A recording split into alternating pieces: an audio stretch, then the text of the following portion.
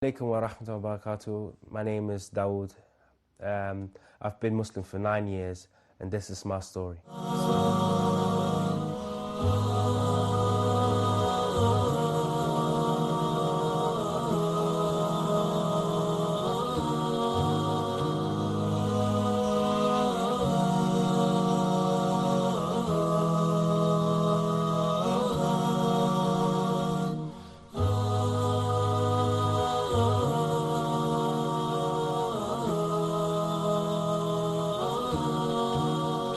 So yeah, man, it's been a long way. I grew up in Germany originally, and my parents are from Congo originally. So my origin is in Africa, and I've been in Germany for the last, like, my whole life, basically, And my dad actually, he left Africa before to Europe and to, it was in the 90s, so, and there was a lot of trouble, a lot of civil wars in Congo, so this was just prior to that, so he left, and then 6 months later, me and my mom, we came after, and it was crazy, like, back then, it wasn't like the situation we have nowadays where you can jump on a boat and then cross the Mediterranean Sea. Like, it had to go through countries. So we went to Angola, stayed there for a while, and then, my dad sent money, and then we went to Russia, actually. So you had to touch base with different countries before you actually reach the country you wanted to be. So I spent some time in Russia, I spent some time in Angola, and picked up the languages over there, so speaking Russian, my mom tells me. And then, yeah, we got to Germany, and well, that's my earliest memory is in Germany. So I can't remember anything before that, and it's really weird. I was the only child, and my dad was a really hardworking guy, and he tried his best. And then, well, I started going to kindergarten and stuff. Actually, the way I got into kindergarten was because, or you guys would say nursery. The way I got into nursery was because my mom was telling me the other day when I was talking to her, she said that there was this boy, a neighbor, he was white, right? And I liked to play with him a lot, and he wanted to play. Yeah, naturally, kids play, right? They don't see differences. But what happened was that I was so keen playing with him every day, to the point, and this is early 90s, man, like in Germany, so that the parents actually told him not to play with me anymore. They refused, and they said, and he wouldn't come out anymore, and I was really upset about that. So, my parents were quite familiar with, like, the Christian community, like the Catholic community there. And they actually got me into nursery, and then at the early age, I started speaking, German really fluently. And I would say these are my first 5 years being on the earth. So what happened after was I got into a primary school, and it's crazy. Just every now and then I have flashbacks of what happened there. The way in Germany is like you don't get to primary school just yet if you have a background. So I had to go to this, like, preschool for a year, and naturally I would have people from all over the place, Iraq and Kurdistan, Turkey, Albania. And it's so funny, like, the people that I was in class with were the people that lived in the area I was in. So I was always, with, like, multicultural. It was really multicultural, and I had a lot of people from different cultures and countries. So I got familiar with these type of dynamics really, really, really, really early on. And then, like, primary school really was for me, it was strange because I wasn't really, I was good. I was good in school, but I wasn't at the same time. My interest wasn't really there. I was more of a joker, and but I had potential, right? And the way it is in Germany, it's like the school gives you a recommendation because when after primary school, it used to be like this. It changed, of course, but after primary school, the primary school would give you a recommendation based upon what level you are. You would go to a specific school that would cater for your needs. So, and you would have something called Hauptschule. That's like it's high school, it's equivalent to high school.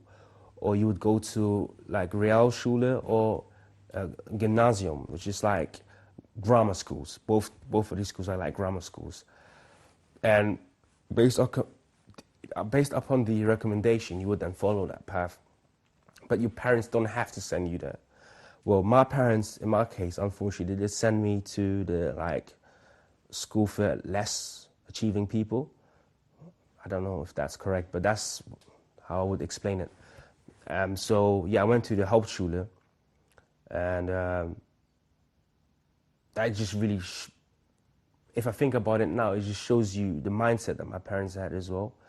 And it's quite difficult, as Africans to leave, because it always sounds like, wow, they left the country, they want to come here, they want to stay here, and they want to take our jobs away. But the sacrifice that actually takes for parents to do such a thing, it's enormous. And that's why I can resonate with the Syrians who are coming here now, and other people are coming and leaving everything they know behind to live. So it's a big decision, and that decision is going to have an imprint upon your lifestyle and your life in your children, and it definitely had it with me. And I come from a really like sort of a religious background. My mom, she was given dawah, actually, the Christian way, when she was 17 in Africa back home, and she was involved with the scriptures. My dad was a Roman Catholic, his mom, and so it was weird. 'Cause I came to Germany, like when we came to Germany, what would happen back then is that you would have Jehovah's Witnesses, and they were somehow miraculously always the ones who would go to the to the immigrants and would spend time with them, being friendly, and just the mannerism. Wallahi, I've never seen anything like that. Really good mannerism. They would come to your house and take you out to these this watchtower assemblies. They would do things like that, and it was really powerful in the sense that my engagement with the Jehovah's Witnesses through my mom, and my dad's side being Catholic, which I will come to as well in a bit, but just my engagement I had with Jehovah's Witnesses was actually, if I think about it today, it was a build-up for me to be familiar with the scriptures, right? Because we would have Saturday classes, not Sunday classes, and there was this yellow book, like big yellow book, and they would have like the stories of the prophets in there, and like biblical figures, and we go through them, right? And I love these people. Like I was in love with Ibrahim alayhi salam. I was in love with Isa, of course, but many other prophets like Nuh and Yusuf. Although they don't really see them as prophets, Yusuf, but I remember them as prophets, or as man of God, a man with missions.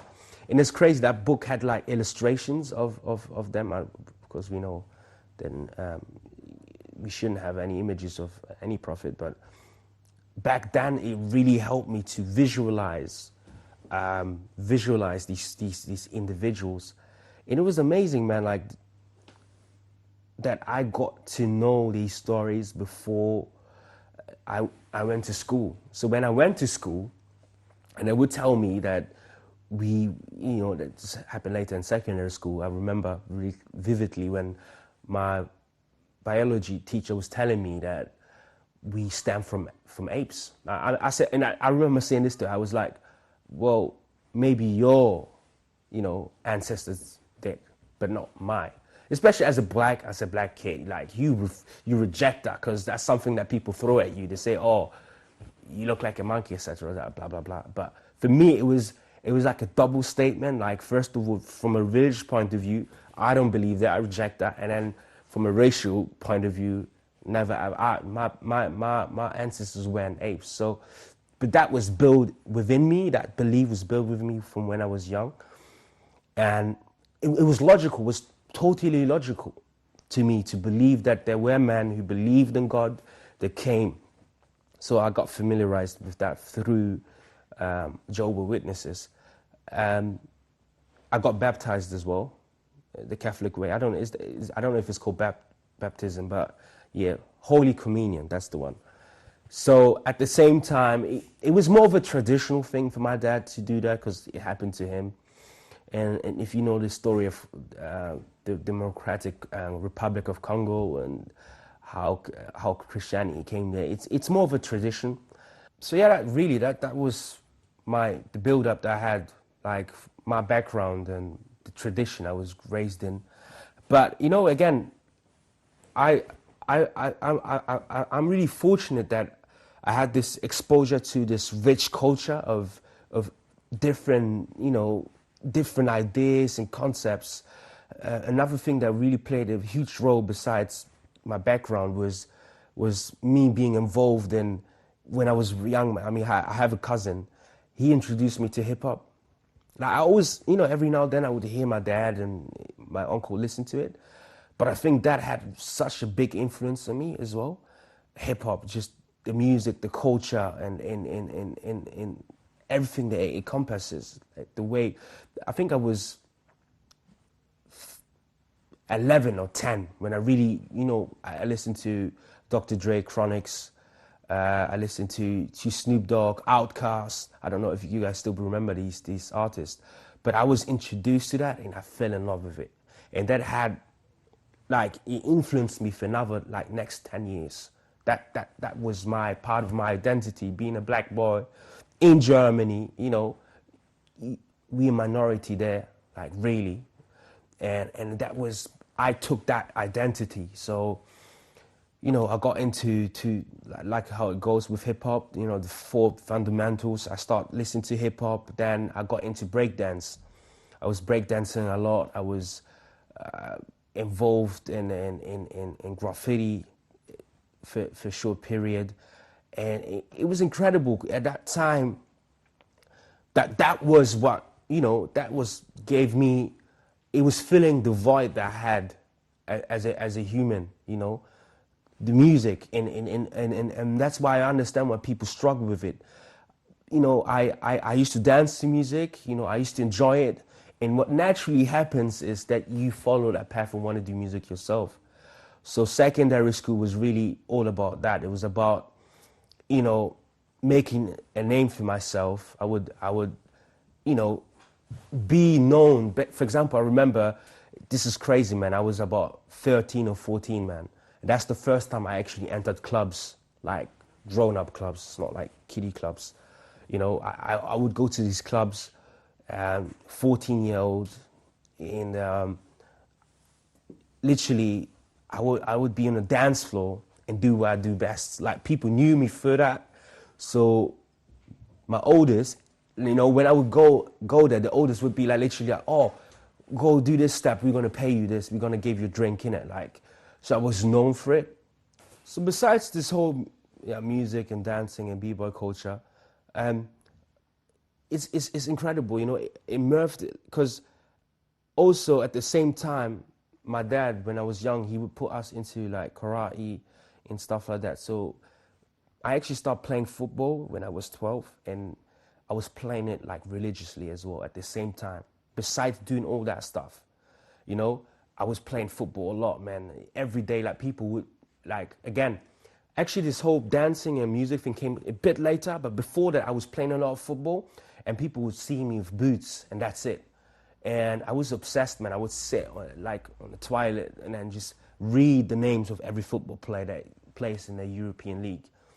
And then I I went for like, what's it called? Scouts. Like scouts came about, and I was playing actually at a really high level.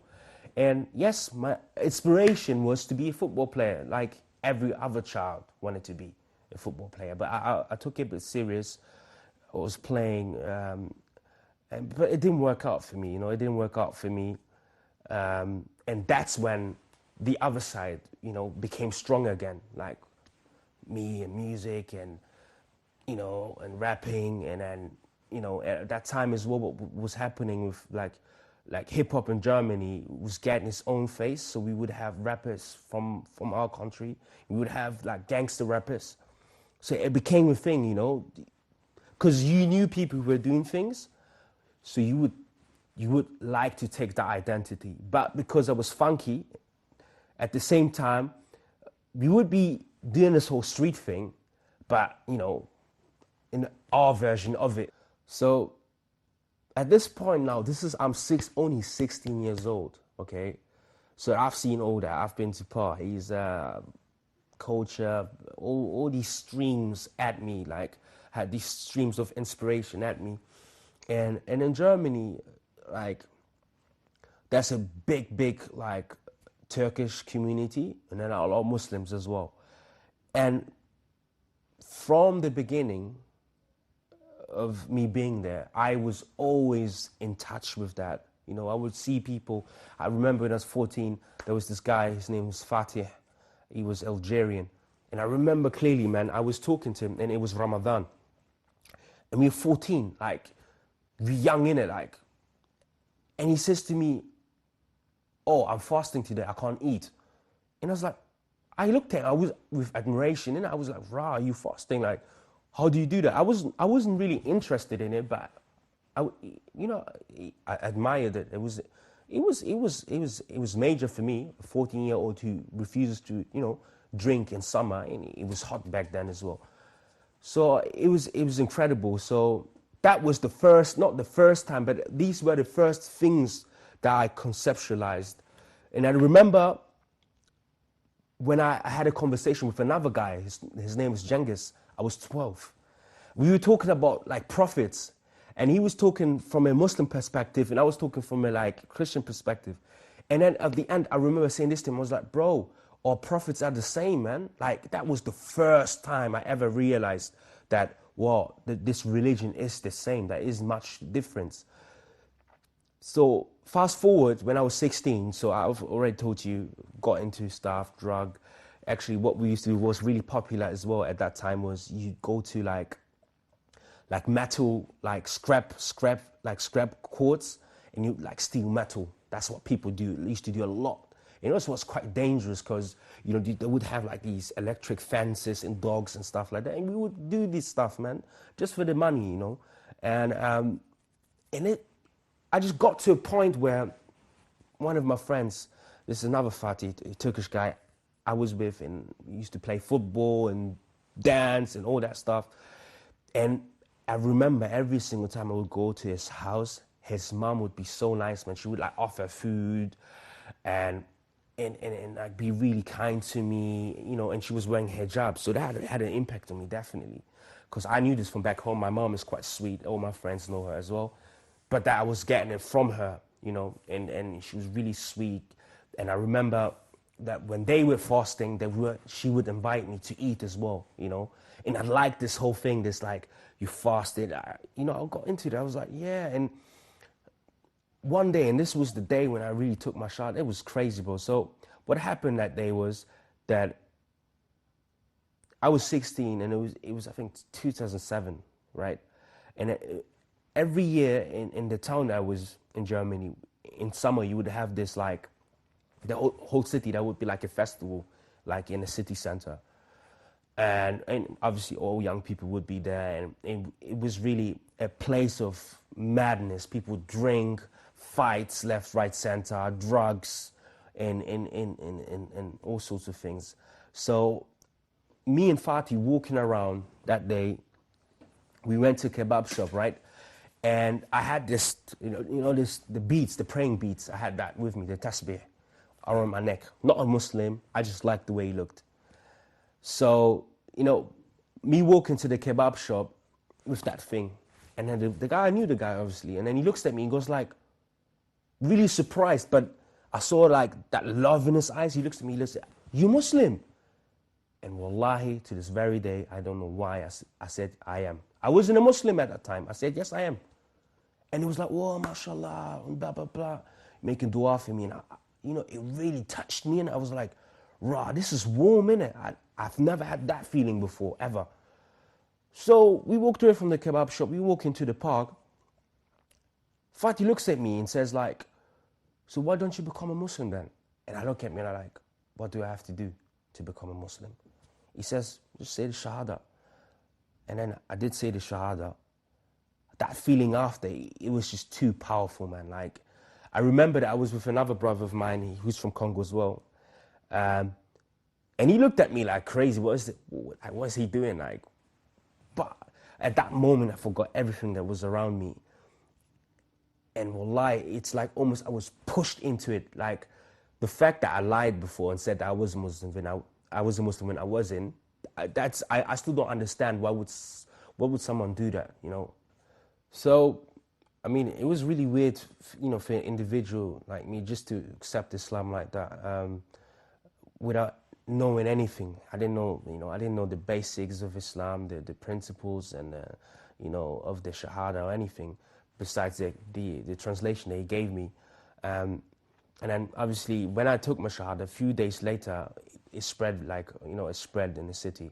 And there was one brother, mashallah, and to this very day, I see him as a mentor. He came to me and he explained to me Islam, and he gave me the missing part of why I did what I did, right? So he explained to me the essence of Islam and what Islam was. And I remember he came to my house, he was in a car, and he asked me to come down. So I came down in the car, and then he started talking to me. And wallah, I remember I was shivering. I was like, raw, well, this is what I've signed up to. Wallah, it was overwhelming for me.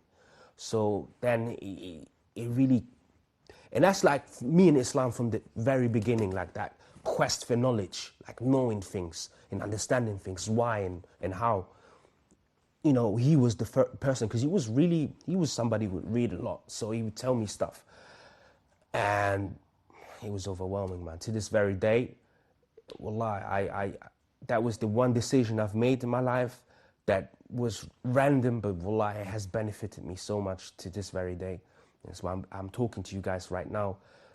It changed me. It changed me as a human, like my fundamentals, how I saw the world.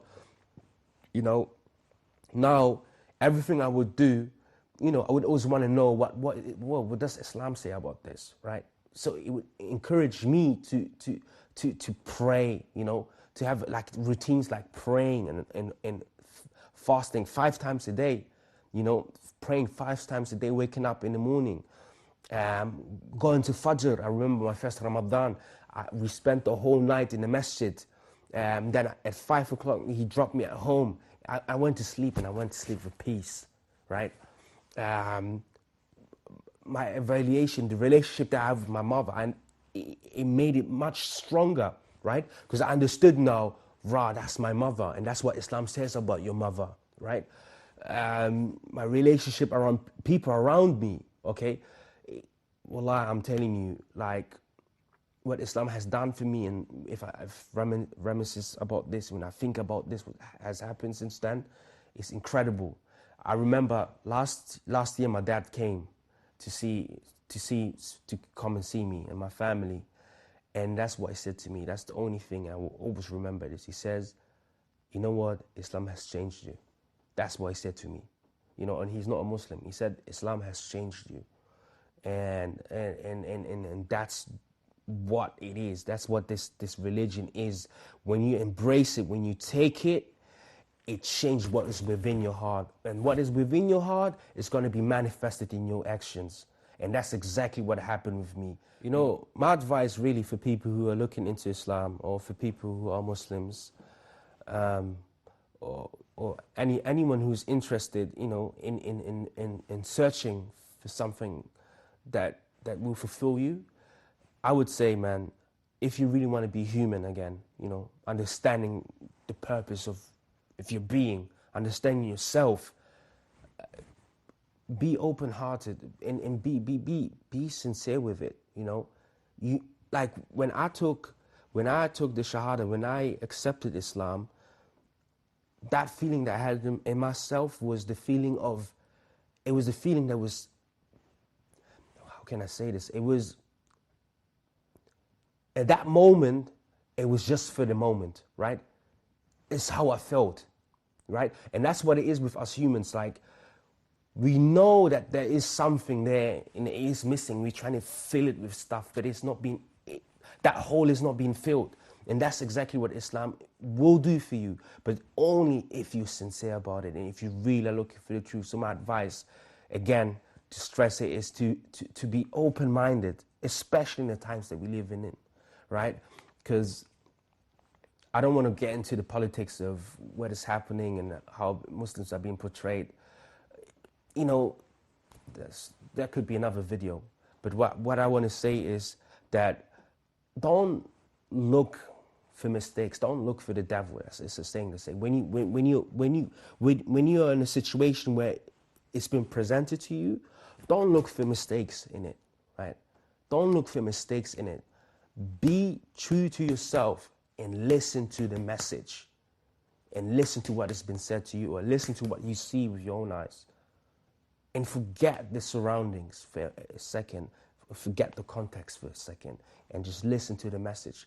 And that's one thing I would say. Another thing for the Muslims who are watching this, look, this is not just another Rivert story, how Rivert came to Islam, etc.